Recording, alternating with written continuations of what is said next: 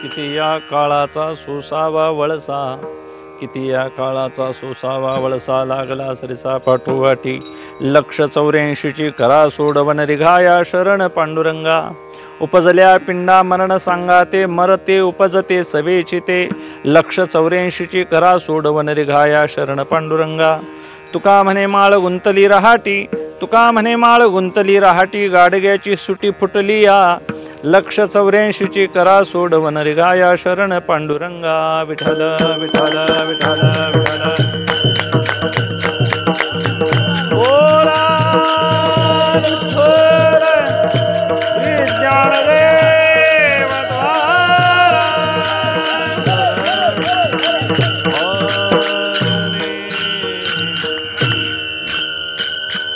पांडुरंगा करू प्रथम नमन दुसरे चरण संतांच्या, त्यांच्या कृपादाने कथेचा विस्तारू बाबाजी सद्गुरु दास तुका.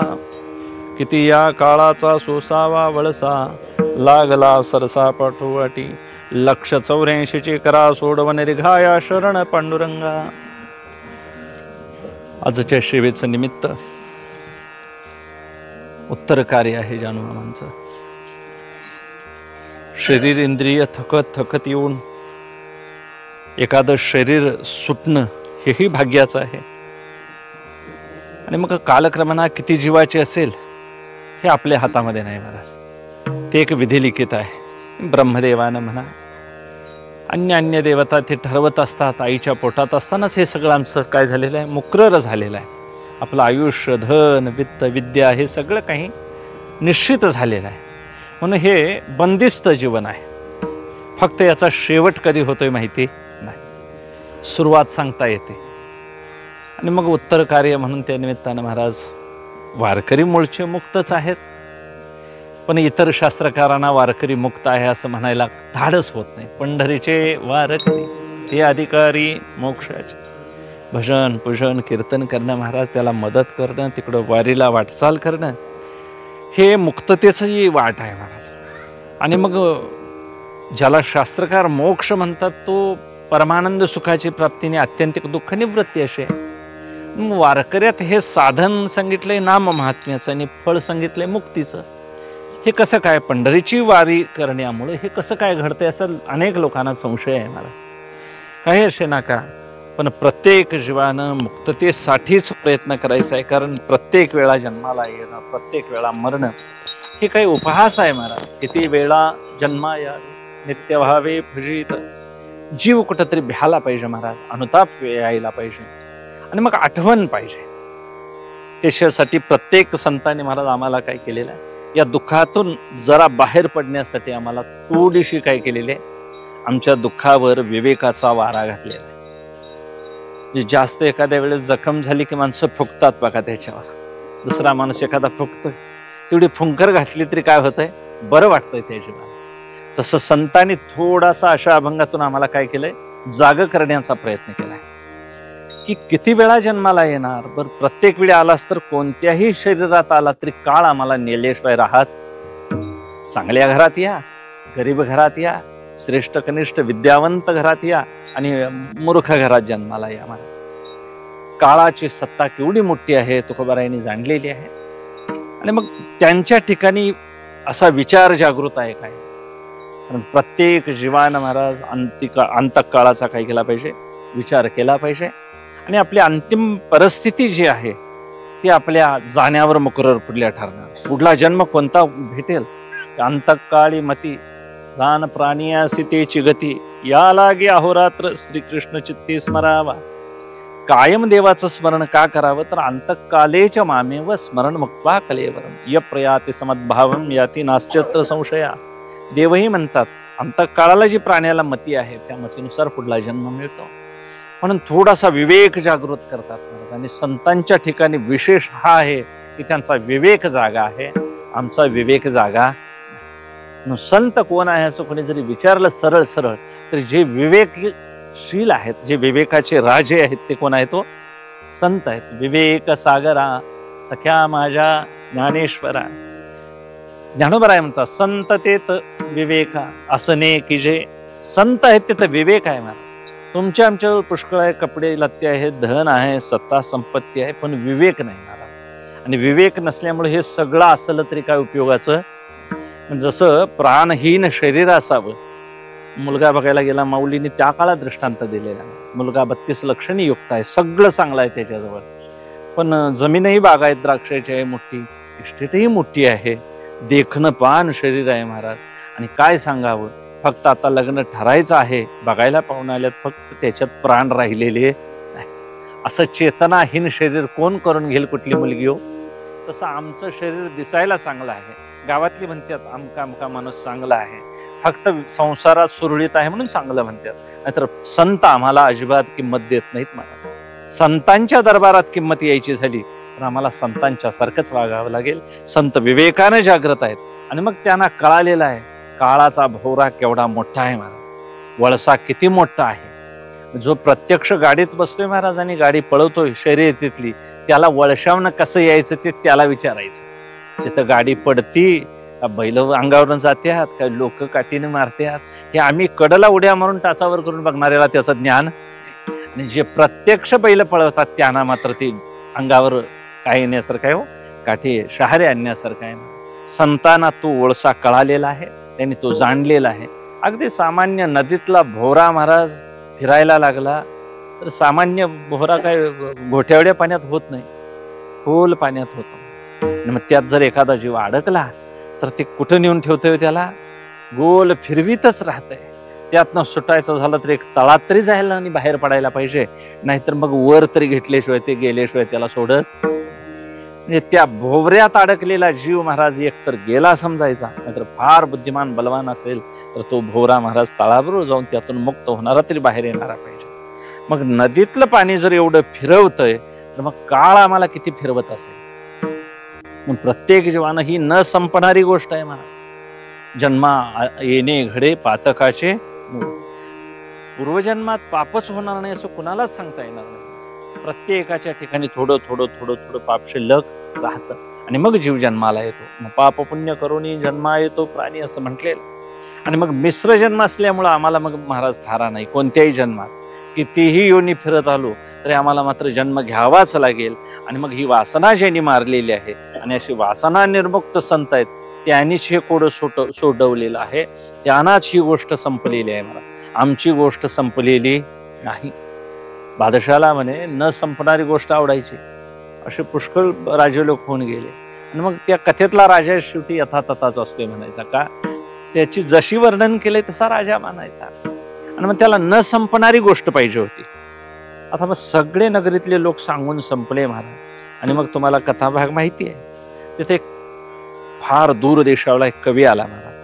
आणि त्या कवीनं असं जाणलं की म्हणाले, राजा तुझी मी काय करेन, जे बक्षीस इनाम लावलंयस ते इनाम घेईन म्हणाले, पण म्हणाले माझी गोष्ट मात्र ऐकायला तो थांबला पाहिजे, मी सांगेन तसली गोष्ट म्हणाले. आणि मग त्या कवीनं महाराज गोष्ट सांगायला सुरुवात केली. राजा दरबार भरला, बसले. मोठं म्हणाला एक 20-25 एकराचं बागायत काय होतं, शेत होतं. त्यामध्ये शाळू महाराज काय झालेला होता, अगदी आता मळणीला आलेलं रान होतं सगळं, काढणीला आलेलं रान. आणि मग त्यामध्ये एक विशाल वटवृक्ष होता म्हणाला, त्या 20 एकराच्या मध्यावर. आणि मग त्या मध्यावर त्या वडाच्या झाडावर काय बसायच्या हो, चिमण्या बसायच्या. त्या चिमण्या काय करायच्या, पोटाला लागेल तेव्हा एखादा दाणा खायच्या आणि जाऊन बसायच्या. एक दाणा घ्यायच्या, खायच्या आणि भूर करून उडायच्या आणि जाऊन बसायच्या. यानं सांगायला सुरुवात केली की याची गोष्ट न संपणार, माझा 20 एकरातला काय शाळू खाऊन सपायचा नाही. आणि पाखरं काय ह्या गावची त्या गावची फिरतेतच की, आता काल आमच्या गावाला तुम्ही आला असा, आम्ही तुमच्या गावाला आला, महाराज आमच्या गावाला आले, आता आज इथं आले, अशी ही आम्ही खायला घातलंय पाखरं आम्हाला तिथं. मग काय वाव पुष्कळ आहे महाराज, आम्ही फिरतोय. आणि ती पाखरं प्रत्येक गावची यायची, अशी काय करायची, खायची. राजाला शेवटी महाराज तो फिर म्हणायचा. फिर काय झालं सांगा, तो म्हणायचा भुर्र झालं म्हणायचा, खाल्याने भुर्र करून गेलं म्हणायचा. तो फिर म्हणायचा आणि हा भुर्र म्हणायचा. आता हे फिर आणि भुर्र कवा संपायचो, शाळू तरी संपणं शक्य नाही, पाखरं तरी दमणं शक्य नाही. शेवटी राजा कंटाळला महाराज, असा मला गुरु भेटलाच म्हणाले, बरं झालं की अशी न संपणारी गोष्ट मला ऐकायची होती म्हणाली. आनंद वाटला म्हणाला. राजानं त्याला शाल श्रीफल देऊन सत्कार केला. म्हणजे जी गोष्ट न संपणारी आहे तिलाच महाराज संसार. ज्ञानोबारायांनी त्याचं रूपक सांगावं की हा न संपणारा म्हणजे सतत सतत प्रवाह रूपाने सरणार आहे. म्हणून संसरती ती संसारा, हे एक स्वरूपाच्या गावाला गेला तर महाराज हा आडवा येतो. येता स्वरूपाच्या घरा तरी तसे आडवारा विश्वाभासू.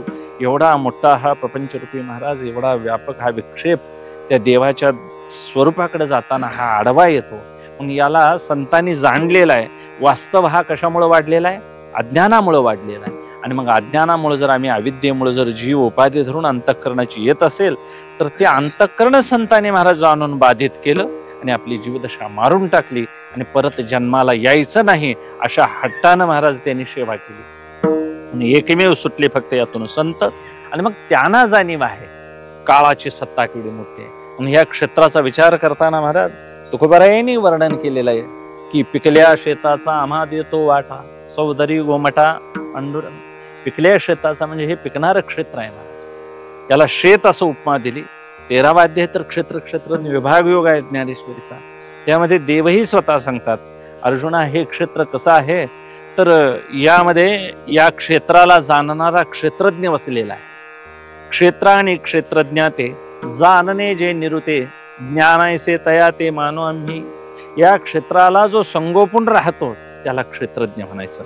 म्हणजे मालक एक आहे आणि याचं हे राहण्याचं ठिकाण आहे. या देहाला क्षेत्र म्हणतात. आणि मग त्यात राहणाऱ्याला क्षेत्रज्ञ ही एक त्यांनी जडचेतन, ब्रह्ममाया, स्थूल सूक्ष्म असे विभागणी, तसं क्षेत्रज्ञ विभाग सांगितला. आणि यामध्ये सांगताना या क्षेत्राचा विचार कुणी कुणी केला त्यावेळी ज्ञानोबा सांगतात येणेचे क्षेत्राभिमाने राज्य त्यजिले ईशाने, गुंती जाणो निस्मशाने वासू केला. पै सत्यलोकनाथा वदने आली बळार्था, तरी तो या क्षेत्रा जाणेची ना. या क्षेत्रासाठी महाराज भगवान शंकर चिकित्सा करण्यासाठी बसले, पण त्यांना देखील स्मशानात राहायची वेळ आली का तर याचा त्यांना उलगडा झाला नाही. आणि मग विचार करता करता त्यांना ध्यान लागलं आणि त्या ध्यानात समाधीतच जाऊन बसले महाराज. त्यांनाही हे क्षेत्र कसं आहे आतापर्यंत कळालेलं नाही. आणि मग ब्रह्मदेवानं सुद्धा अनेक आपल्या हजारो मुखानं बघूया म्हणाले, चतुर्मुखानं त्याची कीर्ती बघितली, अभ्यास करून बघितला, पण त्या बळावर त्यालाही हे क्षेत्र जाणता आलेलं. या क्षेत्राचा अभिमान धरून जे जे राहिले महाराज त्यांना हे क्षेत्र कळालेलं. आणि मग हे क्षेत्र नेमकं कसं आहे तर ऋषीभीर बहुधा गीतम छंदोभिर्विविधय पृथक ब्रह्मसूत्रपदश्रैव हेतु मद्भिर्विनिश्रिते. या श्लोकावर ज्ञानोबा सांगतात सगळे ऋषी एकत्र बसले. हे असो बहु की विकी ऋषी केली नैमिषी, पुराणे ये विषयी मतपत्रिका.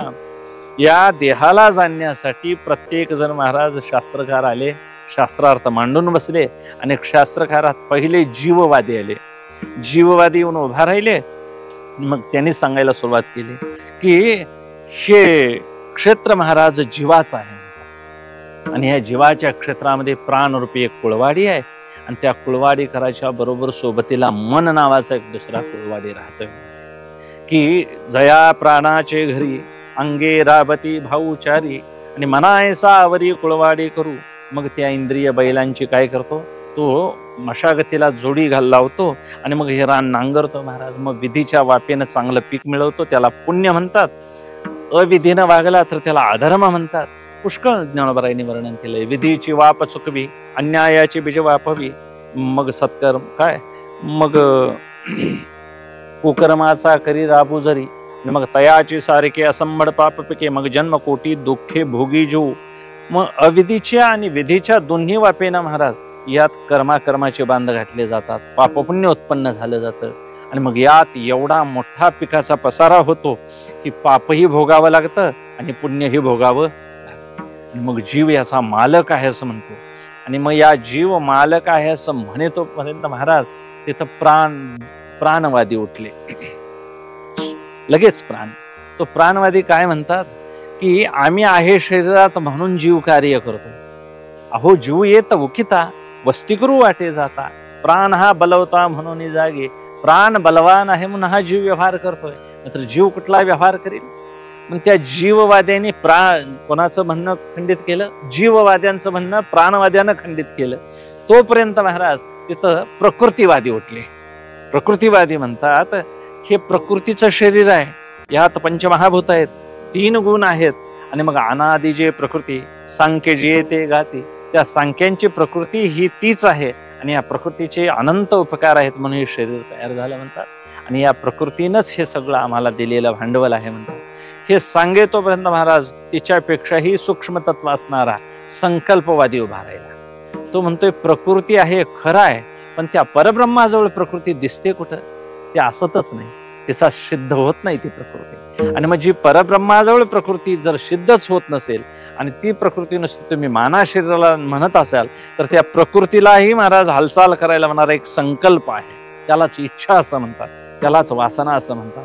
आणि मग त्याचं वर्णन सांगतात. शून्य शेजशालीये सुलीनतेची तुळीये निद्रा होती केली बळीये संकल्पेने तो अवसातचे हिला उद्यमी सदैव भला. तो एकदा महाराज वासना म्हणून उठला की मग सगळी कामं करायला लावतोय. म्हणजे प्रकृतीला संकल्प असल्याशिवाय कार्य होत नाही असा एक विभाग आहे. आणि मग संकल्पवाद्यांचं हे म्हणणं मांडलं नाही मांडलं तोपर्यंत महाराज स्वभाववादी उठून बसले. ते आलेने म्हणतात हे सगळं तुमचं बोलणं आम्हाला कुणाचंच पटत का, तर हे असंच निर्माण झालंय म्हणणारा एक वर्ग आहे, त्याला स्वभाववादी म्हणतात, त्याला वास्तववादी म्हणतात. आणि आता सगळं जग याच महाराज वादात अडकलेलं आहे. ते स्वभाववादी उठलेले म्हणतात आकाशी कवणे केली मेघांची भरणे अंतरिक्षी तारांगणे धरी कव. या आकाशात कुणी भर ढग धरले असतील, या अंतरिक्षामध्ये जे तारांगण आहे ती कशी काय तिथं आवरून राहिली असतील, याला कुणी धरायला लावला असेल, कोणतरी याला भाग पाडत असेल की. मग या शरीरावर जे केस पेरलेत महाराज, रोमा कवन पेरी सिंधू कवन भरी पर्जन्याच्या करी धारा कवन गगनाचा तडावा कोणी ओढीला खेदवा पवनो हिंडतो असावा हे कवनाचे मत. ते म्हणतात या आकाशाला वरलं छत जे लावलंय ते कुणी बरं ओढून एवढं धरलं असेल. एवढ्या मंडपात आता मागाशी जेवणाच्या खाली काय आलाय त्याला झोल आलाय, त्याला दगड लावून ओढून बांधतात ताणून, तरी सुद्धा ते ताणून राहीत. हे आकाश कसं बरं ताणून बांधलं असेल, काय त्याला व्यवस्था केली असेल. आणि मग वारं हिंडायचं हे इकडनं इकडंच का, तिकडनं वर तिकडला आता सुटणार वारं, ते इकडनंच का सुटतं, याला कोणतरी काय असला पाहिजे, मालक असला पाहिजे. पण तरी देखील ते म्हणतात काय की या पर्जन्याच्या धारावरूनच खाली कशा पडतात, या अंगावरले केस नित्य नेमानं वाढत आहेत, ते कोणी बरं पेरले, याची मशागत कोणी केली असेल, हे तर कोणी टोकना तरी आलेलं नाही. आणि प्रत्येक ठिकाणी वेगवेगळे केस आलेले आहेत. मग ज्याला डोक्यावरल्याला केस म्हणतात, याला स्मश्रू म्हणतात, जे गुह्य भागात आहेत त्याला रोम म्हणतात. केस तीच महाराज पण वेगवेगळ्या रूपानं वेगवेगळी. मग ही पेरली कुणी, ही उगवण कशी कशी झाली, याचं वर्णन ते स्वभाववादी सांगतात. आणि हे वाहे तवा फावे येरा तुटे, शेवट ज्ञानोबाराई म्हणतात हे गावल त्याला फावल म्हणतात बघा मराठीत, तसं आहे म्हणतात. आता हे असंच जर तयार व्हायला लागलं तर महाराज माणसांचा कारखाना आपोआप तयार व्हायला पाहिजे, नाही होत.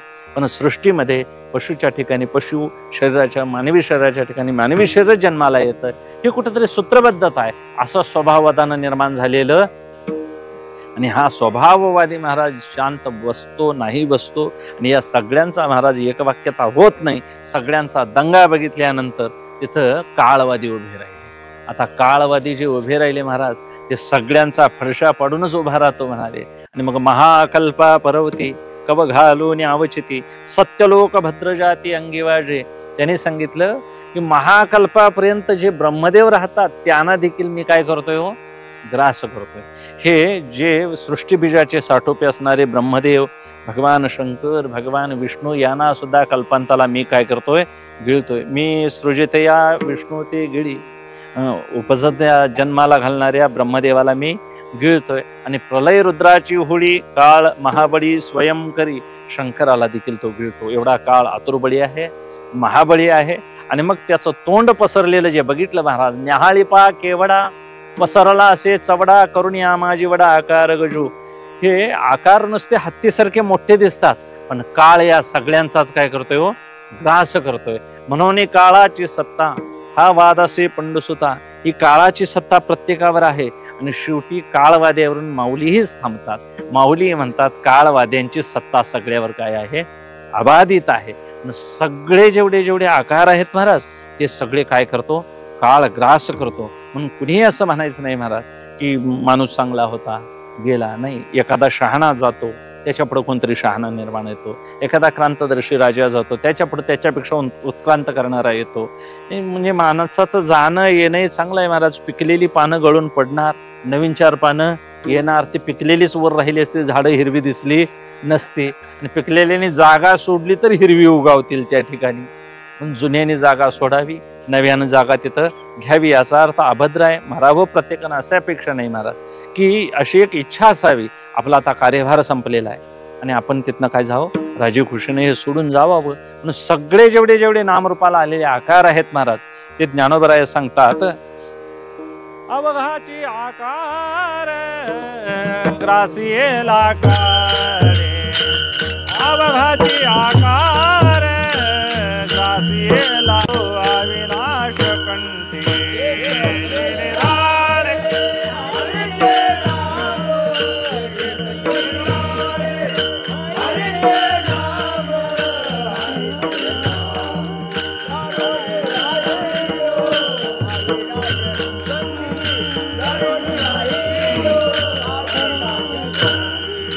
अवघाची आकार ग्रासिएला काळे, अवघाची आकार ग्रासिएला काळे.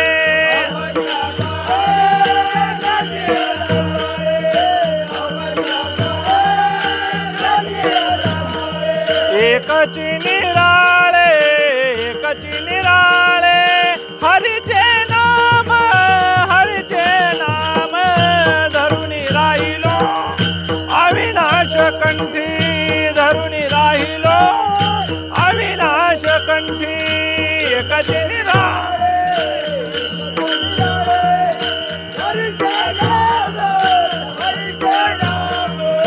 धरुणी राहिलो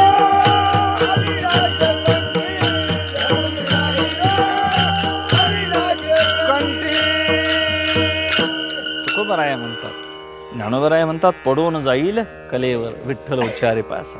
ज्ञानोबरायांच्या लक्षात आलं नाही. तुकोबराय सांगतात अवघाचे आकार ग्रासिएला काळे. आणि हे महाराज अगदी गंभीरतेनं तुम्ही आम्ही विचार करत नाही.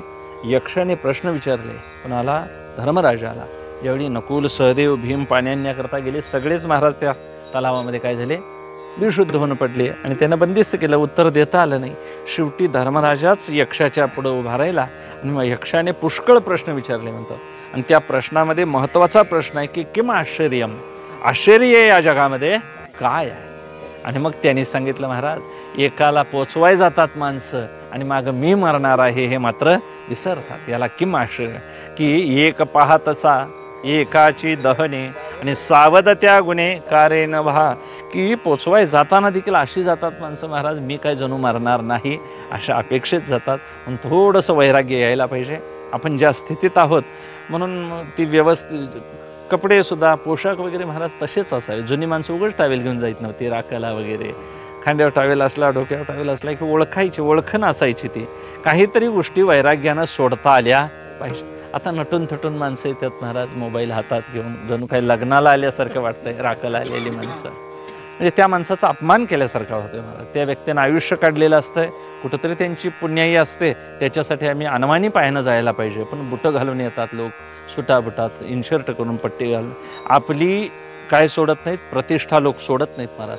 पण न धरी प्रतिष्ठा कोणाची ही यम प्रतिष्ठा कोणाची धरत नाही महाराज. आणि मग तुकोबरायने सांगावं, आले हो संसारा तुम्ही एक करा, मुक्ती मार्ग हळूच धरा, काळदंड कुंभई आताना थोरा, कारे अघोरा दचकसेना. काळदंड केवढा आहे हे तुकोबरायने बघून आले ते. आणि जेनं सिनेमा बघितले तिने स्टोरी सांगावी. जे उगाच दारात उभारलेले काय करणार हो, बोर्ड बघून आलाय सिनेमातनं. कशी फायटिंग झाली जुनी मुलं सांगायची एकमेकाला शाळेत. तसं तुकोबराय सांगतात की ज्या पायात तू बूट किंवा सूट घालून फिरलास, ती देवाच्या प्रदक्षिणेला जाताना तू अनवाणी कधी गेला नाहीस. आणि मग अनवाणी न गेल्यामुळं तिथं तुला कशावरून चालवतील हे ज्ञानोबा नातकुनी तुकोबराय सांगतात की तहान भूक न सहा वेळ तो राखिती किती एक पाळ, पिंड पाळूनी कैसा शीतळ तो तप्तभूमी ज्वाळ लोळविती. की काहीतरी सायास करा, काहीतरी नामस्मरण करा. कारण त्या ठिकाणी जात असताना तुकोबाराय सांगतात मध्ये काय होईल, अशी एक वैतरणी मोठी नदी असेल, त्या नदीवरून जाताना मग तुम्हाला फार कष्ट तो यम करेल. आणि मग ते बघितल्यानंतर देखोनी अंगे कापती, देखोनी अंगे कापती,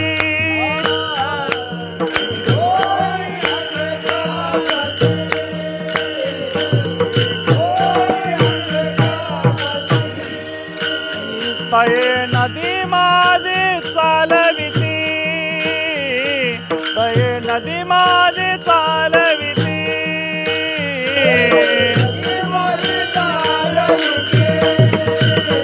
तये नदी माझी चालविती, लागे ठावला चले वरी बुडविती, लागे ठावला वरी बुडविती, नचले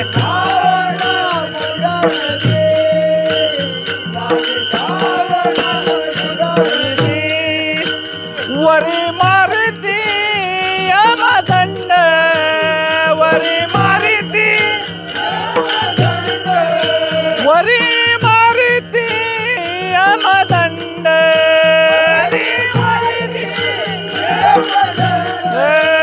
नाही त्या यमासी करुणा, नाही त्या यमासी करुणा,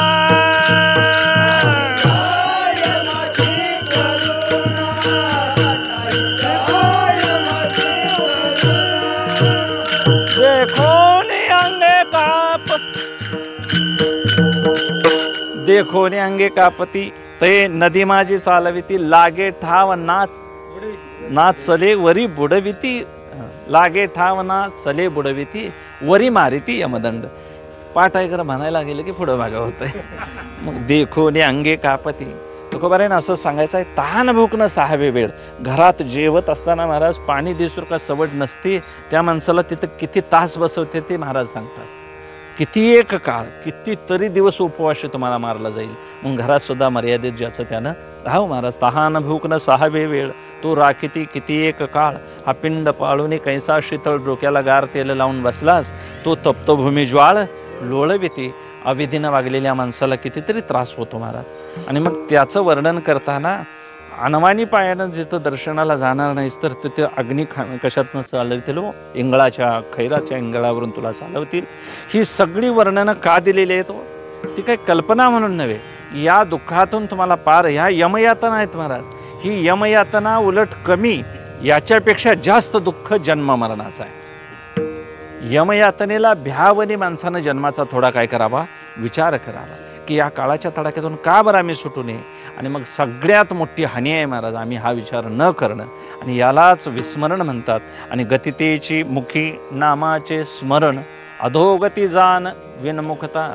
देवाचं स्मरण विसरणं, हेच म्हणून म्हणूनी जीव भ्याला शरण गेला, विठू शिकुणाला कोण यातून सोडविलो आम्हाला. तुकोबारायांनी सांगावं, अंतकाळीचा सोयरा, अंतकाळीचा सोयरा,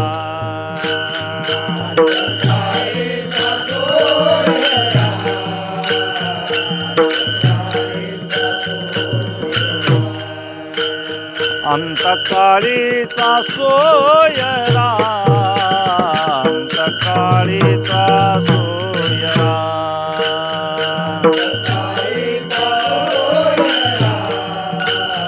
अंतकाळीचा सोयरा. तुका म्हणे विठोधरा, तुका म्हणे विठोधरा, तुका म्हणे विठोधरा, तुका म्हणे विठोधरा. शरीर जायाचे ठेवणे, शरीर जायाचे ठेवणे, शरीर जायाचे ठेवणे, शरीर जायाचे ठेवणे.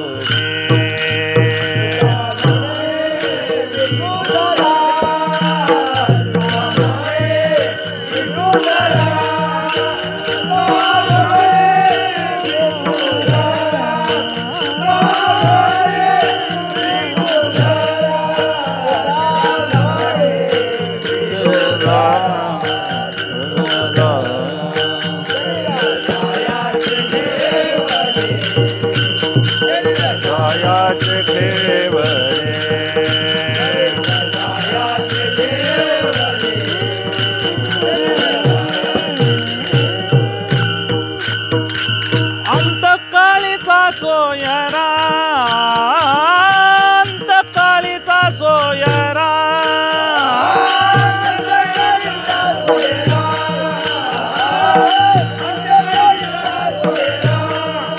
तुका म्हणे विठोधरा, तुका म्हणे विठोधरा, तुका म्हणे विठोधरा, तुका म्हणे विठोधरा. शरीर जायाचे ठेवणे, ठेवणे, शरीर जायाचे ठेवणे, विठोधरा, तुका म्हणे विठोधरा.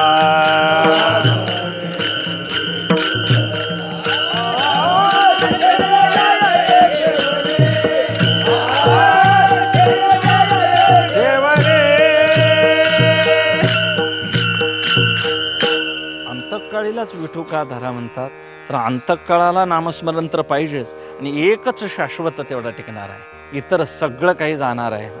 म्हणून धनदारा पुत्रजन बंधू सोयरे पिशून यावर आधार धरतात माणसं महाराज, यावर आधारभूत असतात.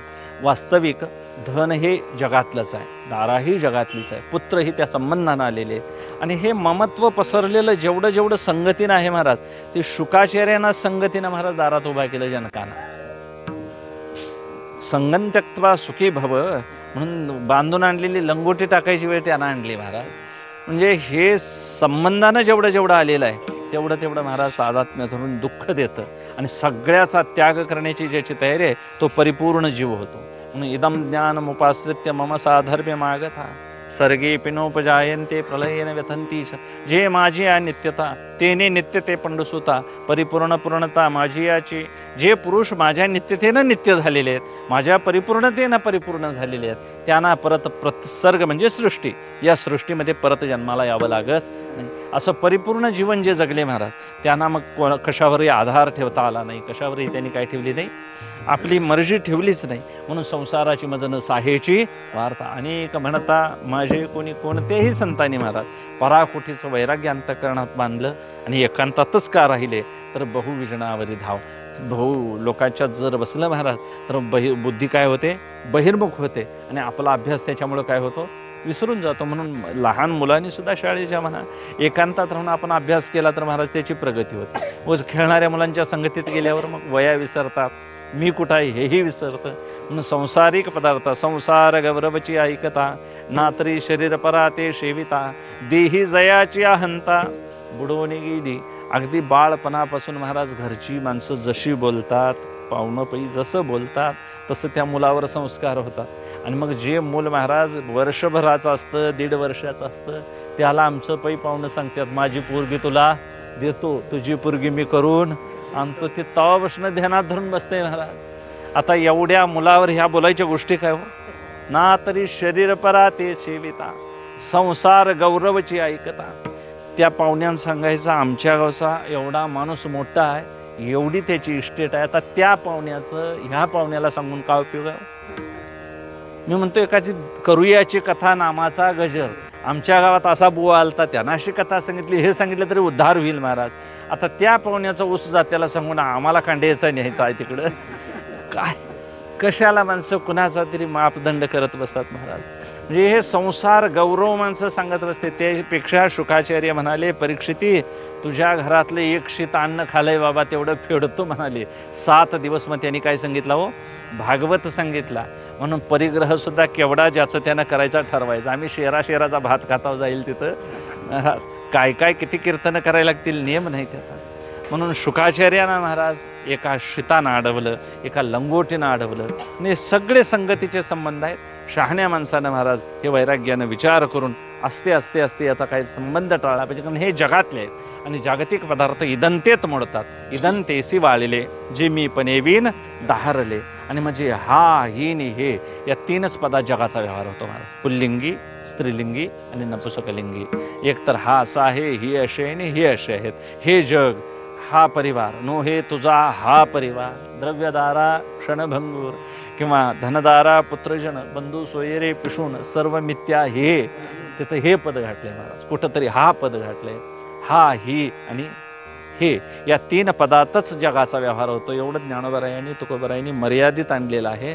म्हणून काय भुललासी पतंगे म्हणतात. पतंगासारखा भुलू नकोस. आधीच पक्क जाळून घेऊन पुढं कार्य करता येईल काय तुला. म्हणून मोहान दिव्यावर तू झडप घालू नकोस. दिसणारा दृश्य संसार फार माईक आणि मोहाविष्ट दिसतो. म्हणून यात काळ कधी कोणाला घेऊन जाईल सांगता येत नाही. फक्त त्यात आश्चर्य काय, आतापर्यंत हे शरीर टिकलं कसं, याचा एक देवाचे उपकार मानावे. प्रयानश्य किंवा आश्चर्यम चित्रम पत्रम स्थितेर महत. भिंतीवर काढलेलं चित्र आता ते हळूहळू पडायला लागली आहे. भिंत पडून गेली आहे. भिंती चित्राची केवळ होय माती. आता ते चित्र मातीत मिसळून जाईल. आता दुःख करायचं नाही महाराज. इतकी वर्ष त्या शोभा त्या भिंतीला त्या चित्रानं कशी आणली हे बघायचं. गेलेल्या व्यक्तीनं घरासाठी काय काय काम केलं, नातवांच्यासाठी काय केलं, मुलांच्यासाठी काय केलं, कसं कसं मिळवलं किंवा काय काय संस्कार केले हे बघायचे.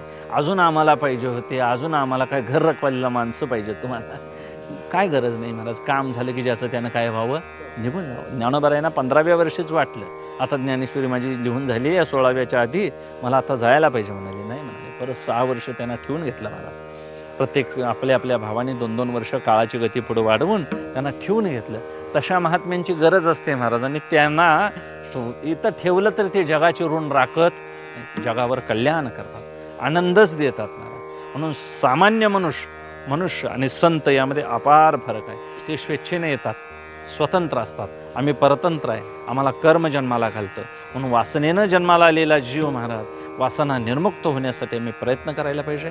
यात आम्ही विसरतो. मरण पुढं आहे ते मरण ज्यानं लक्षात ठेवलं महाराज त्याची यात काय झाली मुक्ती होते महाराज. मग एक तर महाराज काशीत तरी मरायला पाहिजे, एक तर संतांच्या संगतीत तरी मरण यायला पाहिजे, नाहीतर मग एखाद्या पांडुरंग परमात्म्यानं कृपा करून महाराज आपलं पद तरी द्यायला पाहिजे. इतक्या काही गोष्टी अलभ्य आहेत, त्या देवदुर्लभ आहेत. म्हणून शहाण्या मनुष्यानं महाराज सदैव स्मरण ठेवावं की हा सदैव काळ आमच्या मागं लागलेला आहे. हात धुवून पाठी लागलंय म्हणतात की माणसं. आता त्या काळाला कुठलं पाणी कोण देता काय की प्रत्येकाच्या मागं लागला हात धुवून आमच्या. आणि मग तो काय करतो, 184ची करा सोडवून रिघाया शरण पांडुरंगा. किती या काळाचा सोसावा वळ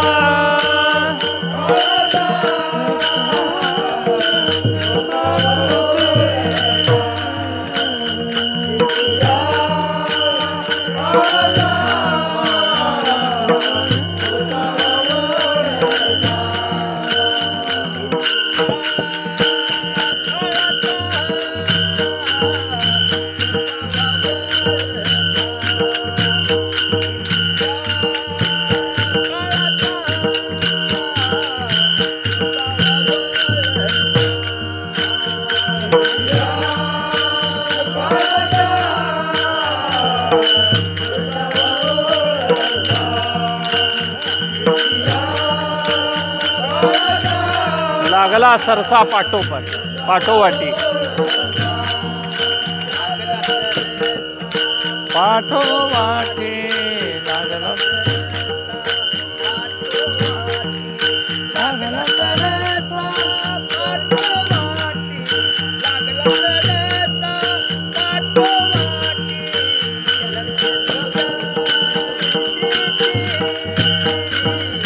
करा सोड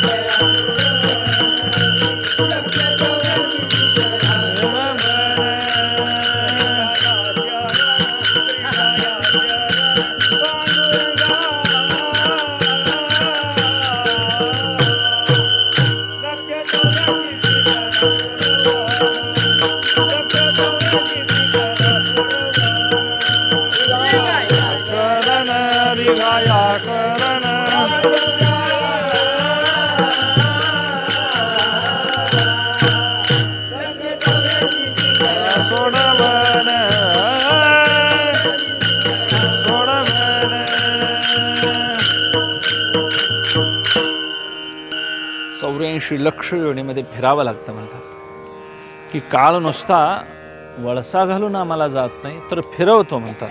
पाठीमागं लागल्यामुळं कोणत्या जन्मात घालील याचा नियम नाही, कारण जोपर्यंत शरीर आहे महाराज तोपर्यंत आम्हाला जन्माने मरण आहे.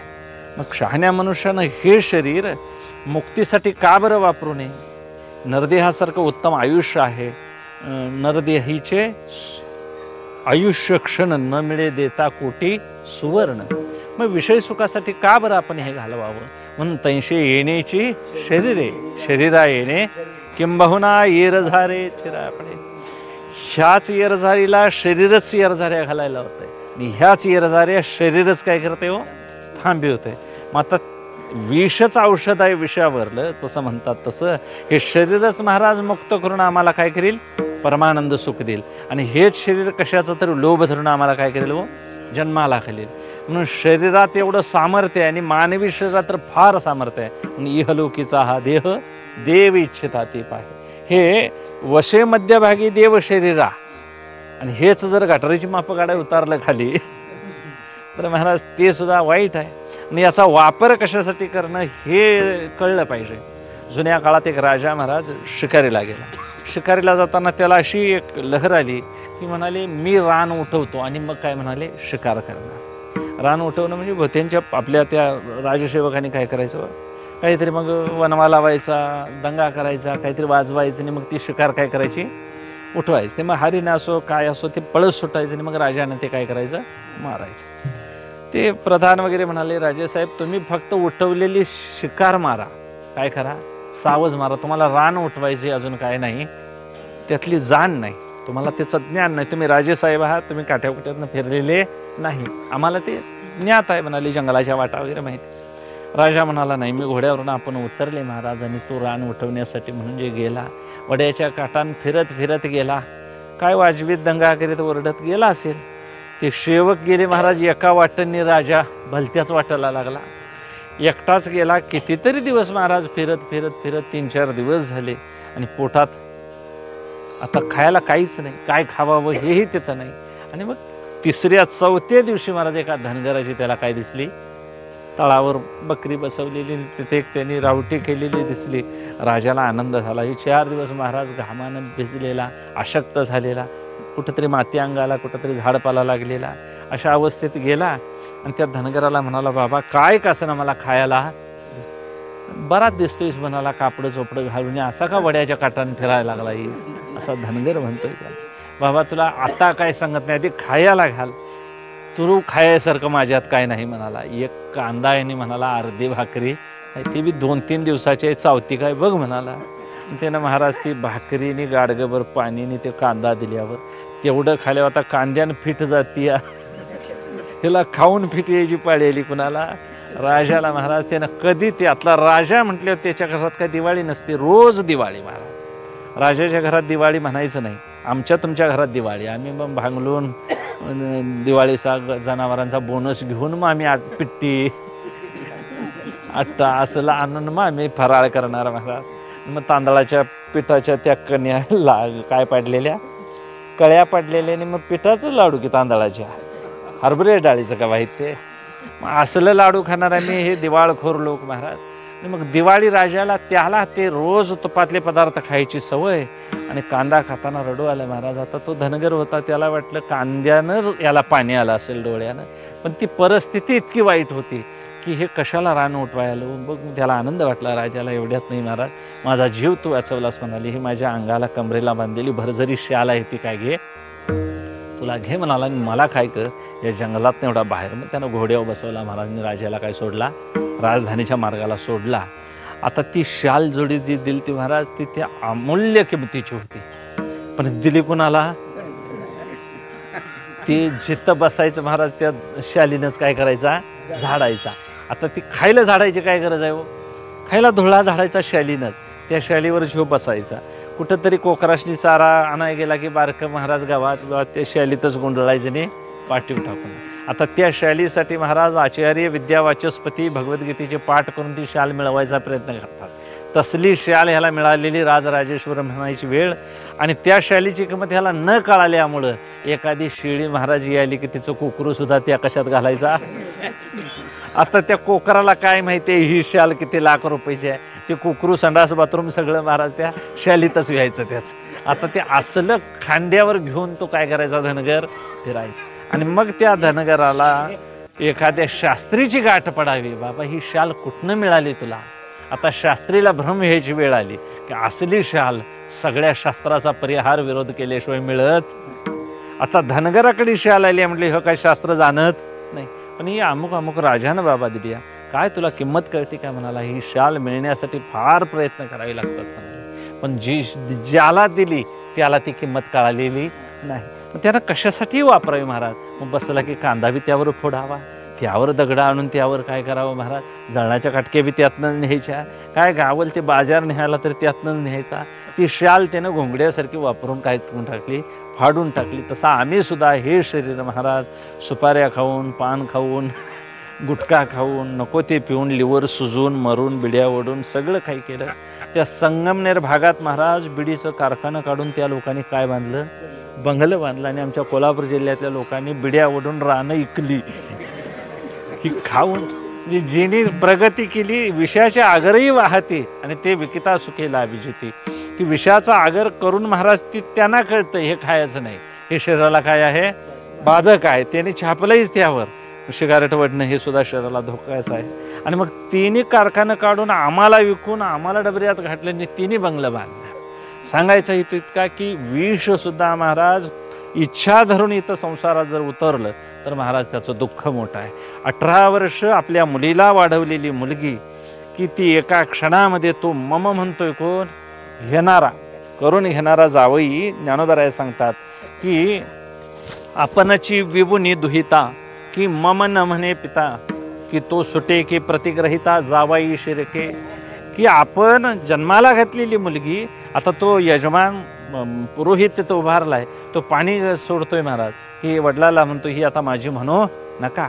आता जो प्रतिग्रह घेणार आहे त्याच्या हातावर तू मम म्हण म्हणतोय, याला म्हणतोय न मम म्हण, ही माझी नाही.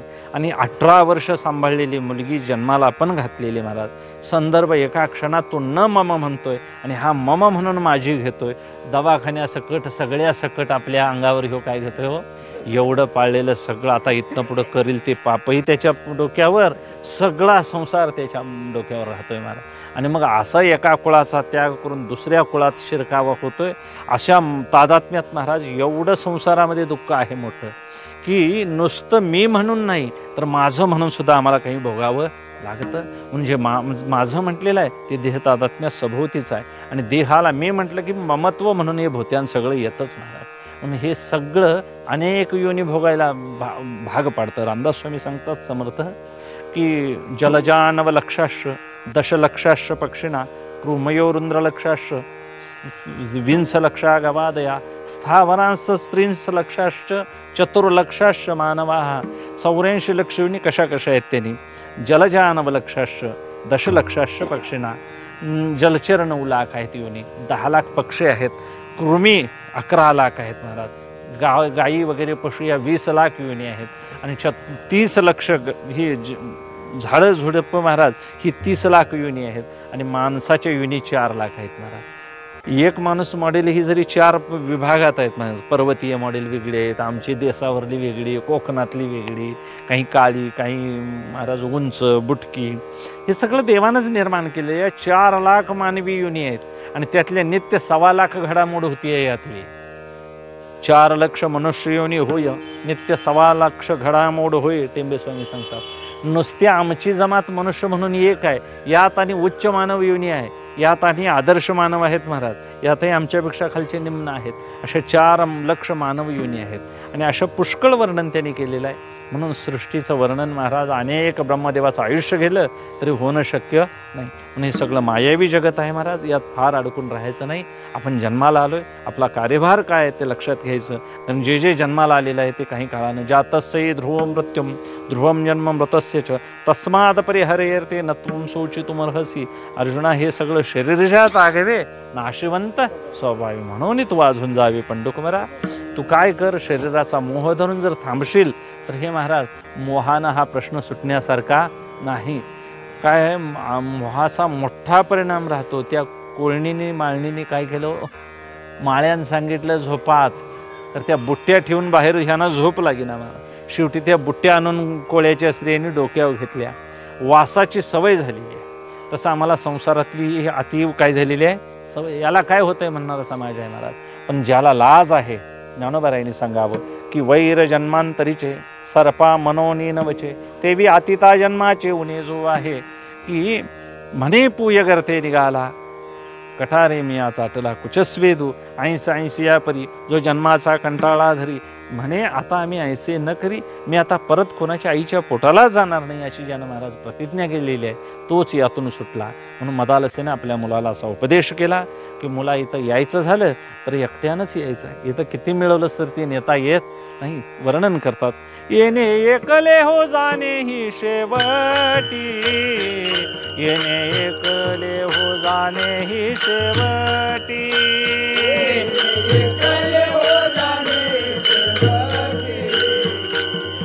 एकले हो जाणे ही शेवटी, येथे राहण्याची नाही कल्पकोटी, येथे राहण्याची नाही कल्पकोटी,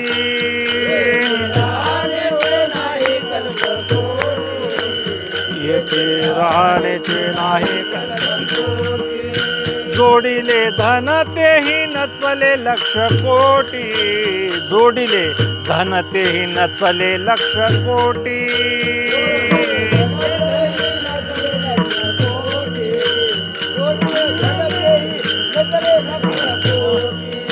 म्हणून आले या सावळीयाचे भेटीवो, म्हणून आले या सावळीयाचे भेटीवो,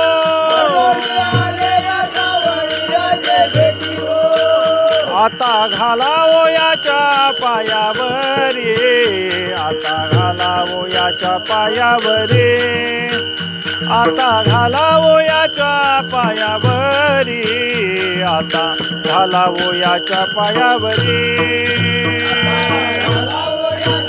पायावरी, आता घालावो याच्या पायावरी,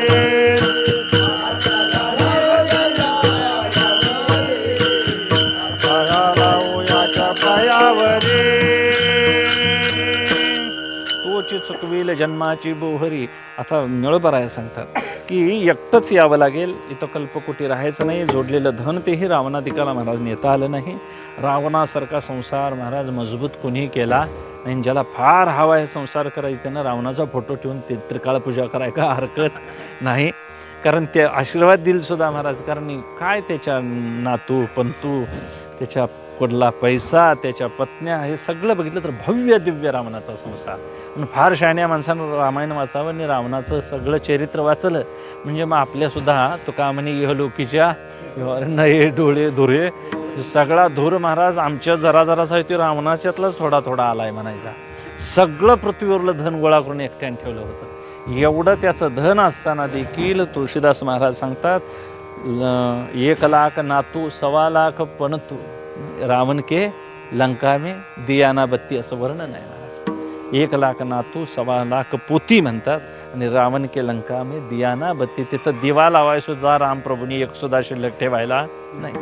सांगायचा हेतू काय, एवढं मोठं वैभव असेल तरी महाराज देवाच्या कृपेच असायला पाहिजे. जोडून या धन उत्तम उदास विचारे वेच करी.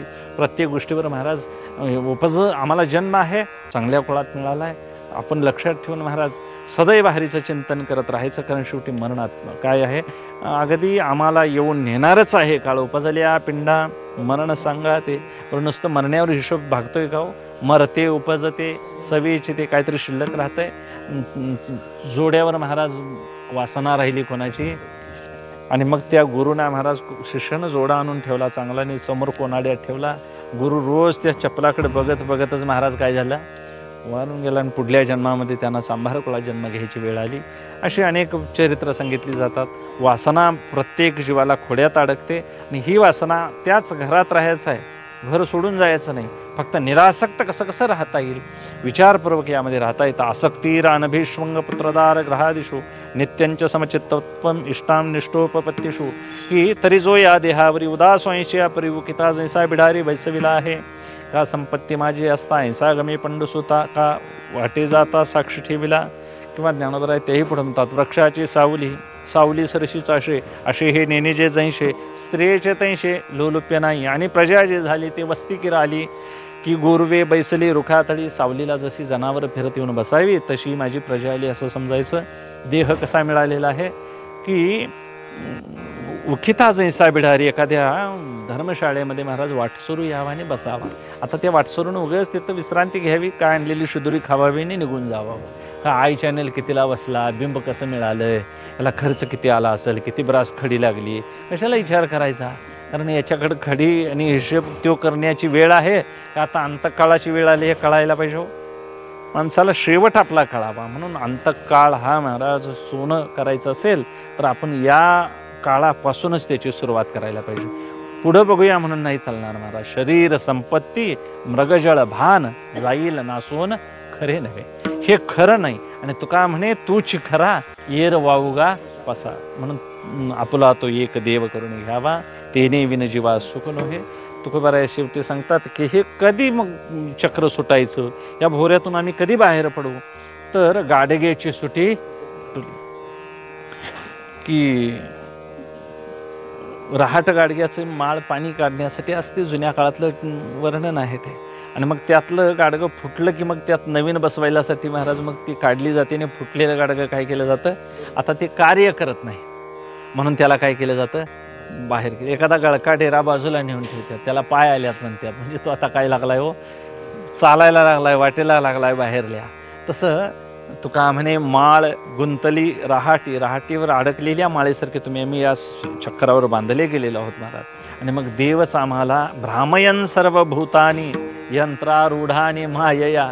कुंभारानं चक्र फिरवावं तसं ते फिरत राहतंय, तसं देवानं हे चक्र फिरवलंय महाराज. या जन्मामध्ये जर आम्ही चांगले वागलो, व्यवस्थित राहिलो तर चांगल्या मला उच्च कुळामध्ये जन्माला घालील. म्हणून असं काही भ्यायची कोणी गरज नाही महाराज. आश्चर्य मानायचं आतापर्यंत शरीर कसं टिकलं, हे पान पिकून गळलं आणि त्याच्यासाठी महाराज काय रडायची गरज नाही, शोक करायची गरज नाही. कारण ते आतापर्यंत झाडावर कसं बसलं असेल याची कल्पना करावी. की काचेचे भांडं आणताना महाराज एखादं दुकानातून आणताना आणलं व्यवस्थित आणि दारात उतरताना काय झालं हो, ते बॉक्स हातातनं फुटला, कबशी म्हणा काय आणतात. तर ते आणताना चुकलंय म्हणायचं का ठेवताना इथं चुकलं, ठेवताना चुकलं. बरं ते माहिती पाहिजे, काचच आहे म्हटलं त्याला धक्का लागून चालत. म्हणजे आणताना काही वेळेला फुटतं, काही वेळा घरात येताना फुटतं. तसं ते काचेच आहे असं समजून जशी माणसं बायका व्यवहार करतात, कपबशा व्यवस्थित ठेवतात, तसं आम्ही सुद्धा हे काचेच्या भांड्यासारखं आहे असं समजून आईच्या पोटातून येताना जर मरण पावलं असतो तर आता हे कीर्तन करायला गावलं असतं काय आम्हाला, नाही मला. म्हणून हे काचेच्या भांड्यासारखं समजायचं. प्रयाणश्य किमाश्चर्यम. म्हणून मानवी शरीर परत परत मिळणं शक्य नाही. पुनर्वित्तम पुनर्मित्रम पुनर्भार्या पुनर्महिम यतत् सर्व पुनर्लभ्यम न शरीरम पुनः पुन्हा. पैसा मिळेल, पत्नी मिळेल, अन्य सगळं मिळेल, हे शरीर मिळणं शक्य नाही. म्हणून शरीरासारखं दुर्लभ आद्य याला साधन म्हटलेलं आहे. आणि हे शरीर, या शरीरानंच महाराज देव जोडता येतो. म्हणून देव जोडण्याचं ठाकलोसे द्वारी उभा याचक भिकारी मज भिक काही देवा प्रेम भातुके पाठवा. एवढीच मागणी त्यांच्याकडे मागायची आहे, इतर काहीही मागायचं नाही महाराज. आसक्त राहायचं नाहीच यावर.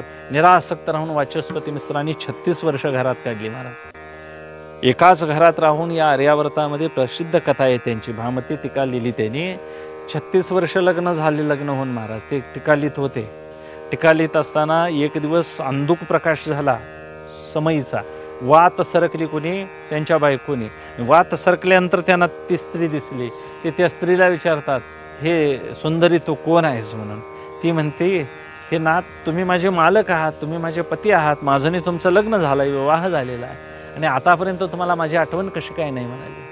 तर ते म्हणाले, मला खरोखर या टीका लिहित असताना मला तुझी आठवण झाली नाही. अशी 36 वर्ष निघून गेली महाराज. पण त्या पत्नीनं महाराज त्यांना अजिबात काय केला नाही, त्यात विक्षेप केला नाही. ते म्हणतात, तू आतापर्यंत मला का सांगितलं नाहीस, इतकी वर्ष लग्न झालंय, मी भानावर नव्हतो. तर ते नाही म्हणाले, तुम्ही हे धर्मकार्यासाठी कार्य करता, एक वेळ हा जन्म निपुत्रिक राहिला तरी हरकत नाही, पण या कल्याणानं जगताचं कल्याण होईल तुमच्या लिखाणानं. मला मूल होऊन काय जगाचं कल्याण होणार आहे म्हणाल्या त्या. तर म्हणाले, एवढा तू काय धरलास, संयम धरलास, म्हणून म्हणाले तुझं नाव तरी सांग.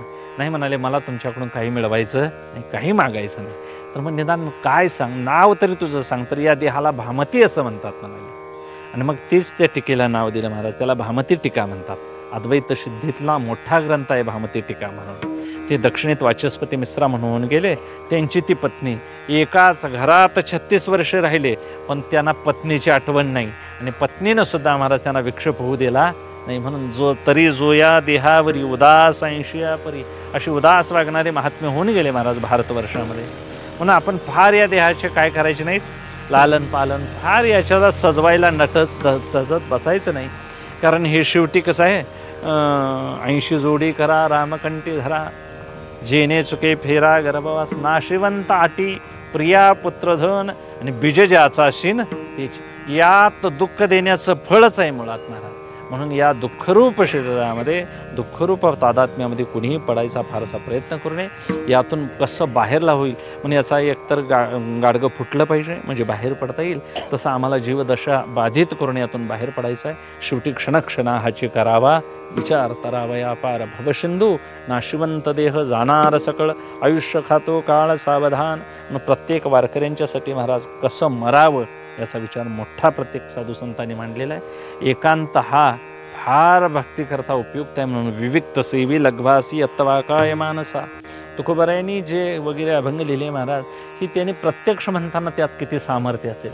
त्यांनी लिहून ठेवले तर आम्हाला एवढी ताकद येते त्यामध्ये. प्रत्यक्ष ते म्हणत असताना त्या कीर्तनकारांच्या समोर तुकोबारायांच्या समोर जे बसले असतील त्यांच्यावर किती त्या सांगण्याचा परिणाम झाला असेल. शिवाजी राजाने महाराज तलवार ठेवावी मी तुमच्याबरोबर काय होतो म्हणाले, साधू होतो. एवढा क्षत्रिय राजा महाराज धर्म टाकून साधू होतो म्हणजे तुमच्या संप्रदायात येतो मी वारकरी होतो म्हणायला लागले. म्हणजे एवढं सामर्थ्य आहे त्या अभंगामध्ये. आणि ते अभंग जर आम्हाला जर वास्तवतेनं कळाले तर आम्ही सुद्धा महाराज देहीच विदेही भोगू दशा या अवस्थेला जाऊ. शेवट आठव नाठव दोन्ही भावाभाव झाला स्वयंमेव पांडुरंग. हे सगळे भावाभाव जिथं शांत होतात ते पांडुरंगाचं चरण आहे. तिथं आपली वृत्ती सदैव राहावी. म्हणून श्रीघाया शरण पांडुरंगा सगळं महोदधी का गांग रिगाले जंशे. नदी जशी समुद्राला मिळाल्यावर महाराज एकमय होते तसं आम्ही सगळं सर्व उपाधी सोडून पांडुरंगाला शरण जाऊ. लक्ष 84ची करा सोडवन रिघाया शरण पांडुरंगा. महाराज ज्ञानेश्वर माऊली महाराज माऊली तुकाराम, महाराज ज्ञानेश्वर माऊली महाराज माऊली तुकाराम. बोला पुंडलिक श्री ज्ञानदेव माऊली महाराज ज्ञानेश्वर माऊली.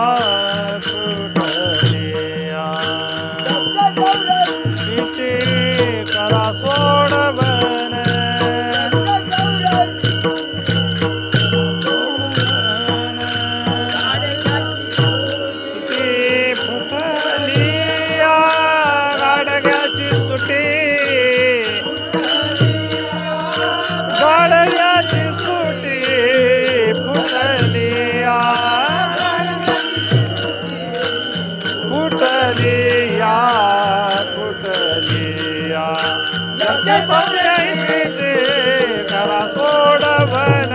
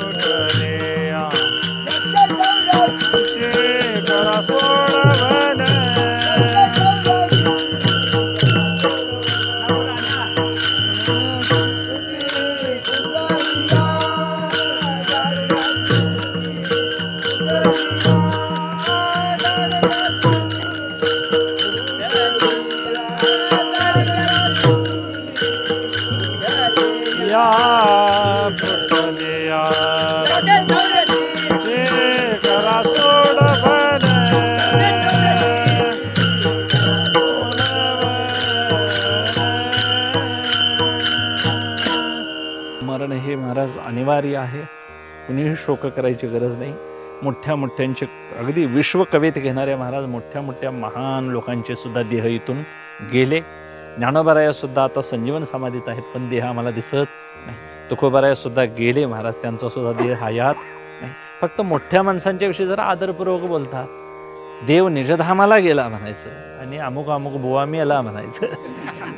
का असं म्हणावं लागतं तर ते लायकीवर ठरतंय महाराज. आमच्या तुकोबाराया गेले म्हणायचे, निजधामाला गेले, स्वदेह देहासहत प्रयाण काळी हे विमान पाठवले असं म्हणायचं.